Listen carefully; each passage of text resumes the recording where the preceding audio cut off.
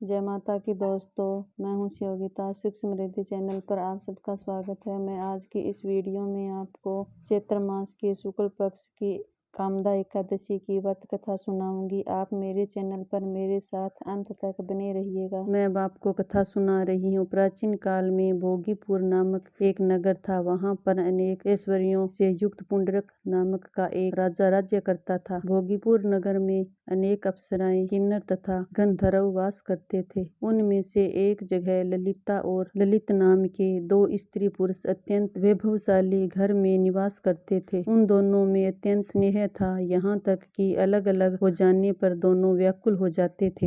एक समय पुंडरीक की सभा में अन्य गंधर्वों सहित ललित भी गान कर रहा था। गाते गाते उसको अपनी प्रिय ललिता का ध्यान आ गया और उसका स्वर भंग होने के कारण गाने का स्वरूप बिगड़ गया। ललित के मन के भाव जानकर काकोट नामक नाग ने पदभंग होने का कारण राजा से कह दिया। तब पुंडरीक ने क्रोध पूर्वक कहा कि तू मेरे सामने गाता हुआ अपनी स्त्री का स्मरण कर रहा है, अतः तू कच्चा मांस और मनुष्य को खाने वाला राक्षस बनकर अपने किए कर्म का फल भोगेगा। पुंडरीक के श्राप से ललित उसी क्षण महाकाय विशाल राक्षस हो गया। उसका मुख अत्यंत भयंकर, नेत्र सूर्य चंद्रमा की तरह प्रदीप्त तथा मुख से अग्नि निकलने लगी। उसकी नाक पर्वत की कंदरा के समान विशाल हो गई और गर्दन पर्वत के समान लगने लगी। सिर के बाल पर्वत पर खड़े वृक्षों के समान लगने लगे तथा भुजाएं अत्यंत लंबी हो गई।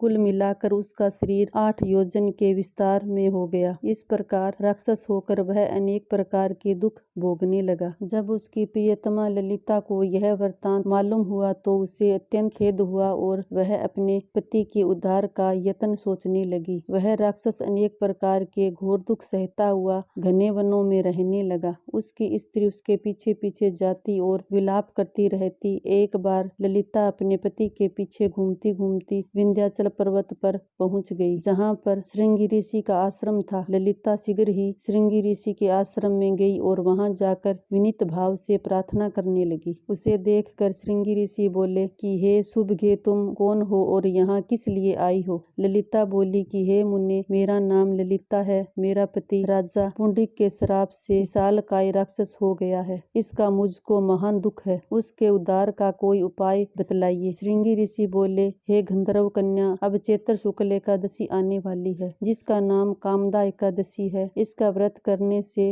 मनुष्य के सभी कार्य सिद्ध होते हैं। यदि तू कामदा एकादशी का व्रत कर उसका पुण्य का फल अपने पति को दे दे तो वह शीघ्र ही राक्षस योनि से मुक्त हो जाएगा और राजा का श्राप भी अवश्यमेव शांत हो जाएगा। मुनि के ऐसे वचन सुनकर ललिता ने चैत्र शुक्ल एकादशी आने पर उसका व्रत किया और द्वादशी को ब्राह्मणों के सामने अपना व्रत का फल अपने पति को देती हुई भगवान से इस प्रकार प्रार्थना करने लगी, हे प्रभु, मैंने जो यह व्रत किया है इसका फल मेरे पति देव को प्राप्त हो जाए, जिससे वह राक्षस योनि से मुक्त हो जाए। एकादशी का फल देते ही उसका पति राक्षस योनि से मुक्त होकर अपने पुराने स्वरूप को प्राप्त हुआ। फिर अनेक सुंदर वस्त्र भूषणों से युक्त होकर ललिता के साथ विहार करने लगा। उसके पश्चात वे दोनों विमान में बैठकर स्वर्गलोक को चले गए। श्रेष्ठ मुनि कहने लगे कि हे राजन, इस व्रत को विधि पूर्वक करने से समस्त पाप नाश हो जाते हैं तथा राक्षस आदि